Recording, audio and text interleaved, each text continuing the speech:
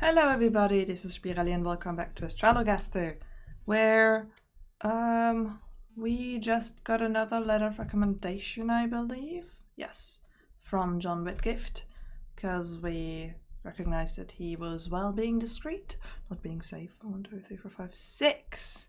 2 more to go. We have 3 people lined up that could be it. So let's just, get our letters of recommendation. Here comes Lord Devereux, ready to fight, wild-eyed and restless, he's been up all night. He may not know much, but he knows that he's right. Never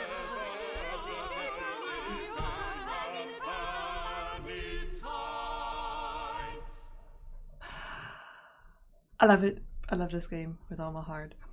Yes, so last we seen him, we sent him to the Queen to surprise her in her chambers and try and bed her. A lady that's older than his mother, which I didn't realize at the time of my suggestion. I also didn't realize that he intended to storm her bedchambers, but let's see what this mediocre man in fancy ties has to say. Give ye good morrow, my lord. I trust your lordship is well this day. Well?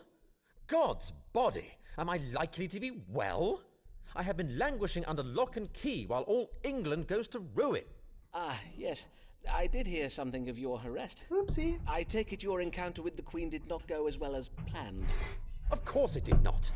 Her Majesty the Queen of England awakening to find a man hovering over her bed like a grinning fool, clutching a bunch of flowers in one hand and a box of sweetmeats in the other? God's death! What is in you? What did you think would come of me sneaking into the Queen's bedchamber? But you were imprisoned in your York House residence, were you not? The fact that you were placed under house arrest and not imprisoned in the Tower surely speaks to the Queen's fondness for you.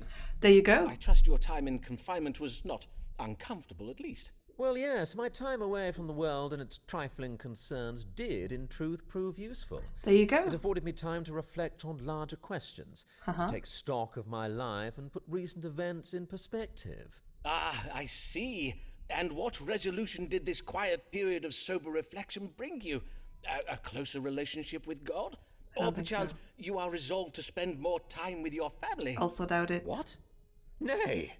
I said my mind was turned to larger questions. To wit, am I destined for greater things? Am I chosen by God to rule a kingdom? For I must needs act. The realm is under threat from within. For why was I verily imprisoned? Was it merely to punish me for some trifling mistakes I made in Ireland? Nay, 'twas to separate me from the Queen. Well, I imagine after discovering you in Her Majesty's bedchamber... Do you not yet see? The Privy Council means to keep me away from Whitehall, lest I see how they have contrived to control and manipulate the Queen since I left for Ireland. My lord! Are you saying the Queen is weak and no longer in control of her reign? Aye, indeed. Something must be done about it. Well, man, do not just stand there. Yes, of course, my lord. Let us see whether the stars may give you your answer. Is Robert Lord Devereux, Earl of Essex, destined to, rule England? Yeah, about that. I don't think so. I don't think that's what the star's gonna tell me. Let's see, though. Devereux should use his substantial wealth to cleverly ensure cooperation with his plans, ensure that we should engage in bribery. Robert Devereux is a strong authority figure, and the Queen's failure to produce an heir will have violent consequences. So he should bribe his reign onto, England. Robert Devereux suffers from geopolitical ignorance. A foreign sovereign is destined to rule England. Devereux is deluded about his legacy, and if Devereux does not reign in his ambitions, he will die. Oh, it's like if you go for that, it will kill you because somebody else will be on the throne. Devereux would do well to limit the influence of his friend's advice upon him. Devereux is secretly motivated by his feelings about the Queen and how he has been treated by her. So I don't think I will send him to just go for it, bribe your way in it, and, become king, because, no. I should warn him that some foreign Is that the truth? Wish that I knew some like English history. But it's like, don't do it, you'll die, or that one's kind of just be mindful because what you're doing is more about the queen than it is about yourself. But I'm just gonna give you the sharpest warning there is. My lord, I must urge you to temper your ambitions. The stars warn that if your lordship keeps to your current course, it will lead to death. Whose death, though? You mean my death? God's underlumps! And England may not be in so much danger as you imagine. The stars suggest that King James of Scotland will succeed to the English throne when Queen Elizabeth dies. He is, after all, her nearest royal relative. James Stewart, eh? During my imprisonment, I wrote to him to request his aid, but I never received a reply. Doubtless he is in league with the Privy Council. Nay, verily, a pox on the Scottish king and his pretensions to the throne. He would bring his full coterie of kilted savages down and install them in Whitehall Palace, where he would doubtless have us all eating porridge for supper. I do hear that porridge is a healthsome... I appreciate your concern for my own safety, Sirrah, but my duty lies with the realm and the safety of its people. No, if I come must on. die, let it be for the sake of England, for God, Queen, and country. You didn't even fight the Irish because you were afraid and you didn't like it. So where does this sudden, if I must die, I will die, come from?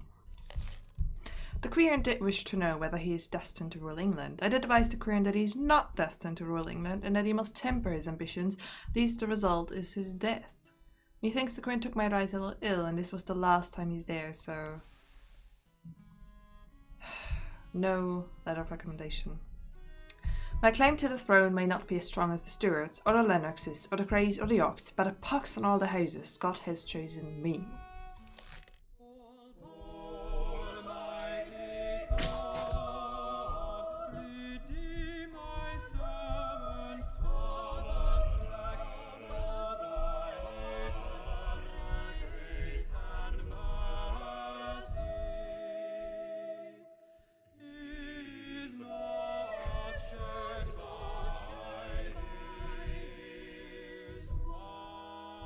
I did quite a lot of meddling around to Thomas Blagg.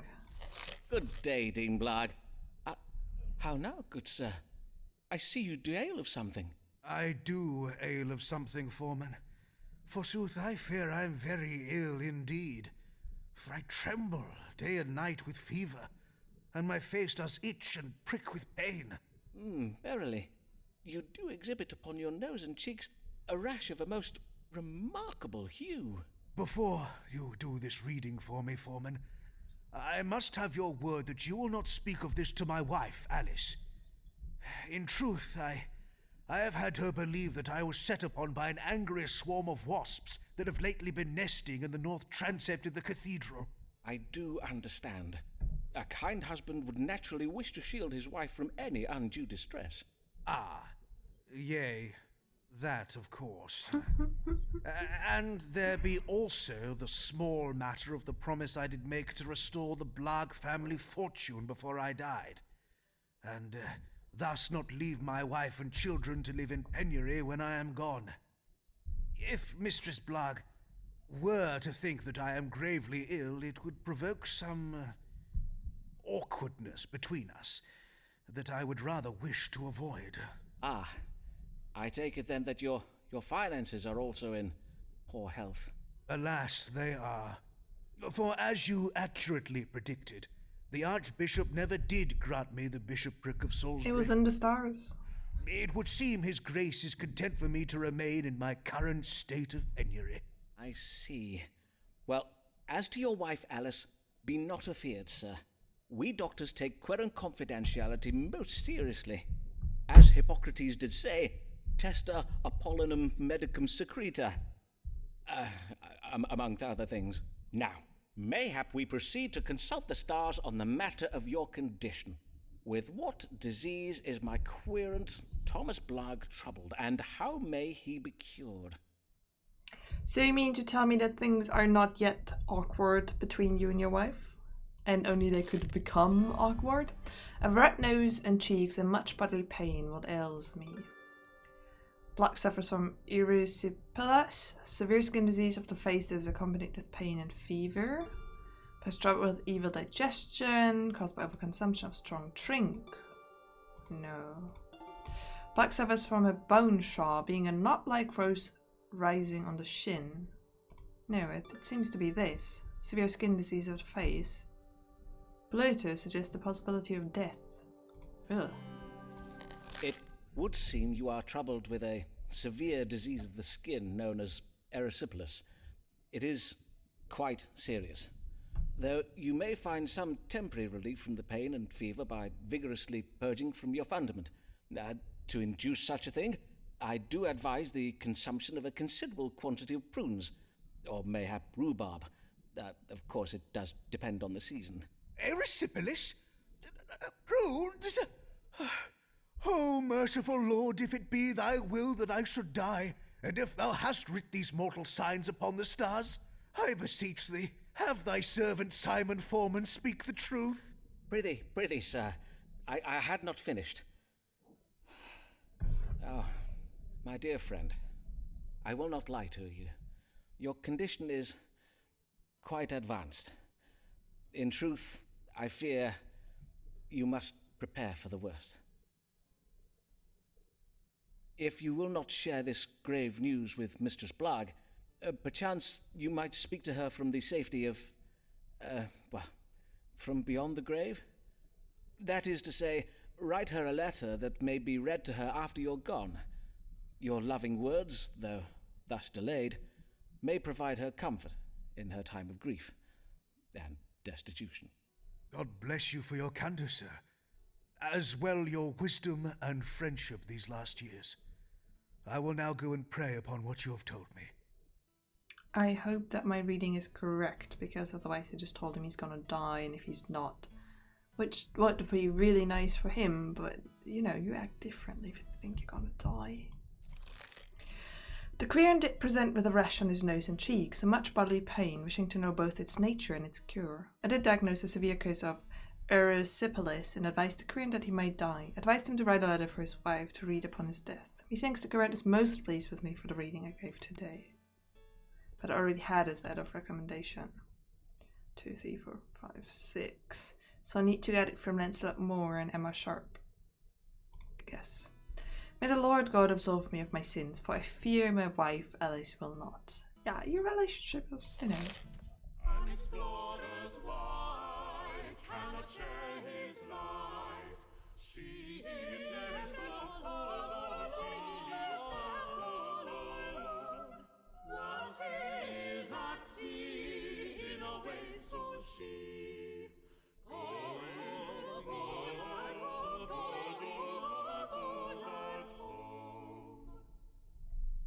Yeah, she must be, I don't know,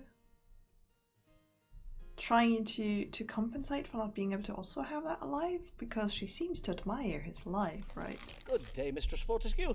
How may I help you this day? You seem a little out of breath. Aye, 'tis but my bodice. My maidservant did lace it far too tightly. Methinks she is a trifle vexed with me.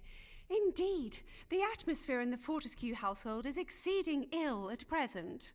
Verily? And why is that? Someone has been stealing food from the larder in the night. This morning, 3 whole swan pies were missing. Each member of the Fortescue household suspects another. And whom do you think is the author of these thefts, madam?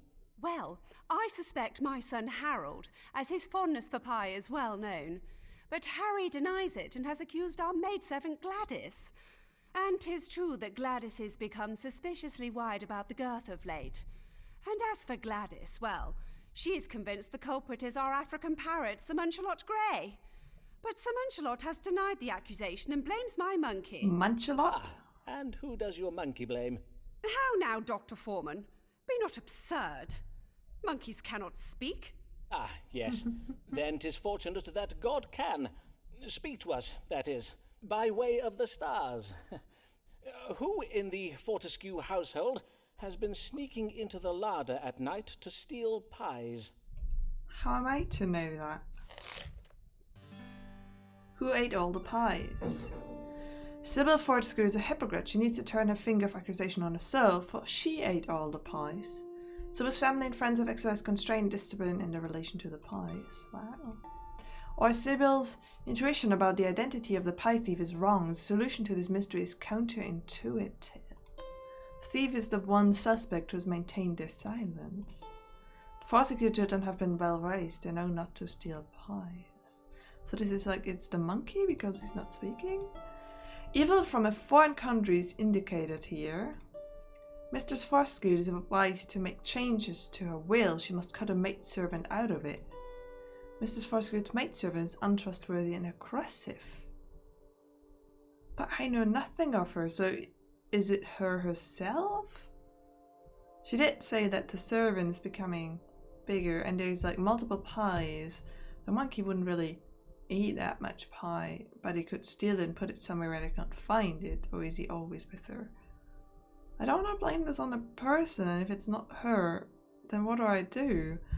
Like, this is not nice, not something the stars can tell. Illnesses I can detect by, you know, their symptoms, and the relationships I know a lot about because I'm meddling with them, so I know who gets a bishopric and who doesn't. But this, she's gained weight. She might have gained weight for different reason. And cutting her out of will because of that. The children are not to. It's counterintuitive. It is the monkey? I don't know. I also don't want to be like, oh, is it you yourself? Because I don't think that there's necessarily an indication to that. Because she just said it's her body is tight. It's laced more tightly. So it could also be like she's gained weight and that why it feels that way. This is tricky. I'm just gonna put it on the one who can't defend himself. Madam, you may eliminate your son from your inquiries, for according to the stars, you have educated him well, and he knows not to steal pies. Harry is innocent, is he? Then who has been eating our pies? I am afeard it is the very last individual you would suspect. An individual who is in this very room with us now. How now, Dr. Forman? Surely you would not accuse me? Oh, nay, not you, madam. 'Tis your monkey. What was his name again? You mean to say Sir Nanahad has been stealing our pies? Oh, my days! What a naughty monkey! Quite. He is most naughty indeed, 'twould seem. I must at once to home go and apologise to Sir Munchalot. I never should have doubted him. God give you good even, Dr. Forman. You have been a bad boy, have you not, Sir Nanahad? Who's a naughty monkey? Yes, you're the naughty monkey. Yes, you're the naughty monkey. Good even, Mistress Fortescue. I didn't sound very convinced there. The Queen wished to know which member of her household was stealing pies and other food from her larder at night. I did tell the Queen that her monkey was responsible for the theft of the pies. Methinks the Queen was pleased with me for the reading I gave this day. But I already have a letter of recommendation. In that case, I wonder what it is that is making Gladys so fat. Leave her and I will. 6. Emma Sharp and Lancelot Moore need to come. Humphrey Bell, I think, was the Snort Dog Poo case? What did I do? So all is good, all is good. Humphrey Bell to play a leading Jane. You must pay the price of looking thin and nice. Drink all your fears, cease all your guilt, and shame you as to be judged, and we accord you blame. Well, what about cat turds? Good even, Mr. Bell. What brings you so late this evening, young sir? Have you come from the playhouse? Yea, I'm come from playing a duchess in a special performance of Richard II. You know, that play that makes the Queen look bad. So, Mr. Shakespeare decided to revive his play, did he? I see. I need you to tell me what to do about my pay. Our seamstress told me she heard Mistress Burbage discoursing how John Crisp is getting paid a full shilling for each performance. And you feel this is unfair, I take it? I gather Mr. Crisp's pay is greater than yours. Aye, sir. 'Tis full twice as much coin as they pay me. What I get is barely enough to cover my rent. And my parts are well bigger than his, innit? And you can fathom no reason for this disparity in pay? He is more experienced, perchance. What? I've been on the stage since I was a boy, and John's been playing for less than a year. Nay, sir. Mr. Burbage and them other company sharers are paying me less on account of how I'm doing the lady parts. You mean to say you are being paid less simply because you perform lady roles? Indeed. John only gets them main parts because he's big and tall, but I'm well better than he is. Critics call my Ophelia the most tantalizingly nubile and tragical performance since Henry Condell's Juliet. Ah, yes. Having seen Hamlet, I would have to agree with them there. I must own that I, too, found your Ophelia most comely and alluring. Let's see what the stars advise. What can be done about you being paid less than players of masculine roles? Well, you know, that's an issue there, isn't it? Humphrey should wait. Pay equity will come in time. Not his lifetime, but eventually, maybe, some point in the future. Humphrey can solve his problem by using his romantic allure to seduce a woman. Humphrey should continue to perform his duties and remain quiet about the discrepancy in pay. So it will come eventually if he uses romance but keeps going. It's a bit contradictory there. Humphrey must uncover the truth about what his colleagues are paid. Secrets are allowing Humphrey's employers to behave hypocritically, and Humphrey's employers are shrewd businessmen. This is more like it. Still relevant today. Humphrey's boss will do evil to others if it means safeguarding his legacy. Humphrey's boss's wife is pregnant with a masculine child. His boss can therefore not be trusted. Wow, how's that? She's pregnant with a boy and that's why she cannot be... I don't know, just talk to your colleagues, find out what you're all learning, and with that, you have an advantage. According to the stars, your employers, the Lord Chamberlain's men, are very wise businessmen. How do you reckon that? On account of them contriving to pay me less than I deserve? Precisely so, Mr. Bell. And being so wise, they doubtless deter their hired men from discoursing upon the coin they receive for their labour, perchance to the extent where the men harbour such feelings of shame and suspicion about it, they would more readily show each other their privy parts before they would show their pay. Aye, 'tis true enough. We oft pull our yardles out when we're jesting about and that. But as for a man's pay, forsooth, 'tis considered most private. Well, such prudery must end if you and your fellow players are to advance your interests, Mr. Bell. Indeed, methinks that if you were all to begin freely discoursing upon these matters, you will find you are not the only player being paid unjustly. If you do decide to demand more coin from your employers, I advise you to unify with the other hired men and speak as one voice. Zah! We shall unify and demand them company sharers pay us equal coin for equal playing. Huzzah!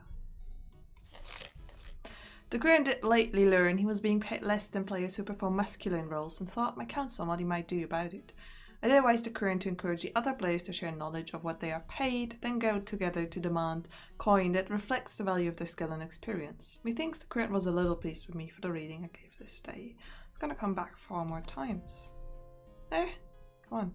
I wonder where he got his notion of unifying from. Dr. Forman is well ahead of his time, innit? Yeah, well ahead of his time, really. Hear ye, hear ye! Earl of Essex, foiled in Queen, kidnap, attempt, shocker! Biggest treason fail since Babington plot! Hear ye! Wow, okay, Robert Devereux, Earl of Essex, has been arrested for plotting to kidnap the Queen and install himself as protector of the realm. Devereux is reported to have bribed the company of players to stage a revival of William Shakespeare's King Richard II, as this play invites treasonous comparison between the weak and incompetent King Richard and our present sovereign, Queen Elizabeth, it was Devereux's intention to use it to rouse an angry mob and lead them to the gates of Kensington Palace. Failing to muster sufficient support from the London populace, however, Devereux was compelled to return home to Essex House, where he was arrested. This is not what I told you to leave it be. Alice Black, she is a wife. 'Tis one way to live a life, oft with misfortune and with strife, especially if you be Black's wife. Hello. Good day, Mistress Blagg. Pray tell, how did things fare with your gentleman friend, Owen Wood, the Dean of Armagh? Alas, 'tis all over betwixt me and Dean Wood. I did ask him for a small loan, and he was most insulting about it. We have not spoken since.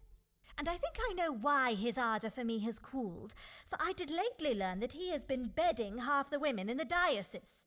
Ah, yes. I too did lately hear of this. So it seems your stars were right. There verily were other women vying for Dean Wood's affections. But this day I am come about my husband. There's nothing I can tell you. He is ill, yet he pretends he is not. Ah, pray describe his symptoms to me. Well, yesterday I did remark that something was amiss when Molly McDoon and I returned from the playhouse. Well, there was a special performance of Richard II at the Globe. Know you of it? Oh, 'tis the play that makes the Queen look bad. Aye, I know of it. When I came in the door, there was an awful racket coming from our upstairs rooms. I went to see what the matter was and found my husband tucked up abed, moaning and wailing, and with a monstrous rash all over his face. He told me some nonsense about having been stung by wasps, and that he is merely tired. But I do not believe him. I see. I bid you, Forman, tell me true, for I grow ill with worry. Is it grave? Blagg had better not think of dying on me afore he has paid his debts. Ah, for as his widow, by law, you would inherit them, would you not? But mayhap there is little to worry about. Let us consult the stars and see. What ails Thomas Blagg, the Dean of Rochester? I don't really want to tell her, honestly. Because, well, she can't change him having debts. It is an unfortunate system in which you inherit debt from other people. And she is not likely to, use the time. They're not likely to reconcile. So, Thomas Blagg is troubled with the melancholy, a disease characterized by much woe and preference for remaining abed. Thomas Blagg suffering from swelling in the gods. Thomas Blagg is ill with erysipelas, which is what he has, which is deadly, so I don't really want to tell her. Maybe melancholy. Swelling in the gods doesn't make sense. So I'm going to tell her that he's depressed. I don't know how that will... I don't really want to lie to her, but then again, I don't want to tell her about this somehow. I could have solved the issues, couldn't I? If I would have helped put him into the position of the bishop. Man, it is interesting. But yeah, I don't want to make his time worse for it by having his wife be angry, and I don't think I'll ever reach a state with her. Oh, I could have had 2 more. Well, I think I'm gonna get this one. Emma, I have 2 more, so that's 1. Lancelot, I have 1 more. That needs to be a mighty good one. But I'm gonna let him be in peace. I am afeard that Dean Blagg is suffering from a bout of the melancholy, a condition in which the sufferer is plagued with the feelings of woe and a preference for remaining abed. Doubtless his condition has been provoked by the trials your family has endured in recent years. Trials? You mean his losing all our money? Ah, I see. And now God is punishing him for it by giving him the melancholy. Nay. And then he's embezzling money from cathedral funds. Punishing him for that too, I warrant. Nay, if you would only listen to my... I thank ye heartily. You have done much to set my mind at ease. Verily, I do almost feel giddy with relief. Fare ye well, Forman. Okay, not the reaction I expected. The Queen's wife did come about her husband, whose symptoms include loud moaning, a severe facial rash, and a preference remaining abed. I did diagnose melancholy. I was not able to prescribe treatment as the Queen's wife departed precipitously. He thinks the Queen was a little pleased with me for the reading I gave this day. Sicker over financial difficulties he. I will be the one inheriting his debts if he dies, so he might be. Well, I mean, that didn't go exactly as bad, but better than expected, so I'll take it. I do think that, like, we're yet to meet one person, but then again, I feel like we're a lot, like, almost done with a lot of things. She's gonna come back twice. Mary Payne is gonna come back 3 times, and it looks like there's one more person. But anyway, thank you so much for watching. This is a fabulous game. I do feel like I wanna, once I'm done, start it over again, and then maybe try and tell people they're bewitched.